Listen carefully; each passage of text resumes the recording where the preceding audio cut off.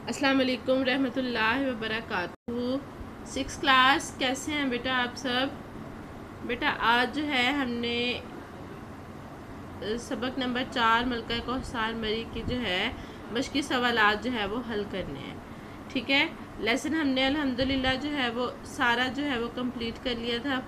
मैंने आपसे कल कहा था कि आपने कोशिश करनी है कि अपने एक्सरसाइज जो है वो सारी बुक पे सॉल्व कर लें। ठीक है, तो सबसे पहले है सवालात के मुख्तसर जवाबात दें। ये जो है ये सारे सवाल जो है हमने लेसन पढ़ा है, तो हमने बहुत आसानी से जो है वो पहले सवालात के जवाबात मिल जाने हैं। और ये सारे सवालात के जवाबात आज आपने नीट नोटबुक पे लिखने हैं। पहला सवाल है, मरी में किन महीनों में शदीद सर्दी पड़ती है? ये बुक में ही है बेटा, पहला पेज है कि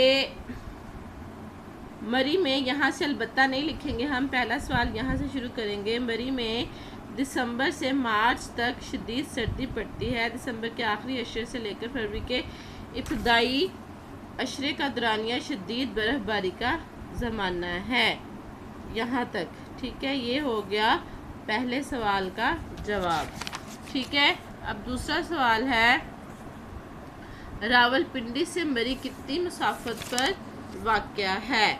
ये देखिए, पहली ही लाइन में इसका जवाब है कि रावलपिंडी के, यहाँ से दूसरे सवाल का जवाब है, रावलपिंडी के शुमाल मशरिक में गाड़ी की तकरीबन 1-1.5 घंटे की मुसाफत पर वाक़या है। ठीक है, ये दूसरा सवाल हो गया। तीसरा सवाल है कि पाकिस्तान के मुख्तलिफ इलाकों के लोग कब मरी का रुख करते हैं? इसका है जी जवाब,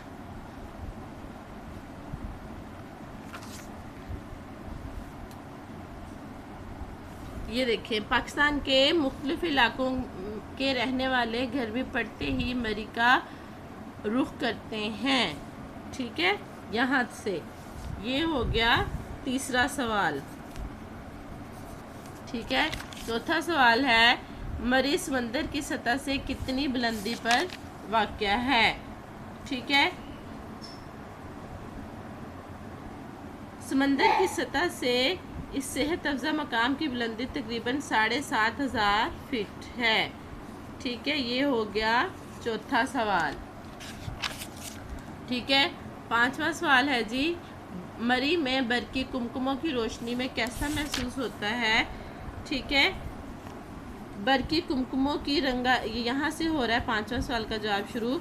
बरकी कुमकुमों की रंगारंग रोशनियों में यूँ महसूस होता है जैसे आसमान से सितारे ज़मीन पर उतर आए हैं।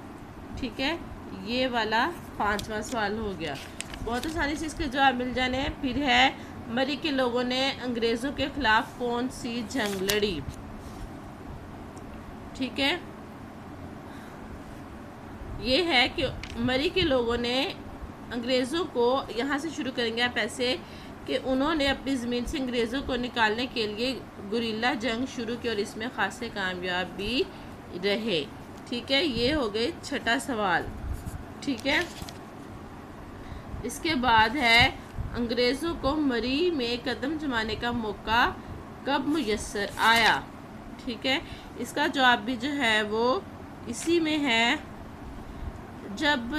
जब मजमूई तौर पर, यहाँ से देखें 7वां सवाल शुरू हो रहा है। इसका जवाब, जब मजमूई तौर पर बरसगीर पाक व हिंद में 1857 की जंग आज़ादी मुसलमानों को नाकामी हुई तो अंग्रेज़ों को मरी में कदम जमाने का मौका मुयस्सर आया। बेटा 1857 की जंग आज़ादी के बारे में आप जानते हैं कि 1857 की जब जंग आज़ादी में मुसलमानों को नाकामी हुई थी, हालांकि इस जंग में जो है अंग्रेज़ों और हिंदुओं दोनों ने मिलकर जो है वो काम किया था, लेकिन क्योंकि बरसगीर पर जो है मुसलमानों ने तकरीबन बहुत 100 साल हुकूमत की थी, तो अंग्रेज़ जो है वो मुसलमानों को ही कुचलना चाहते थे ताकि वो इस काबिल ना रहें कि दोबारा कभी बरसरे इक़्तिदार आ सके। इसलिए मुसलमानों को उन्होंने बहुत ज़्यादा सज़ाएँ दी थी।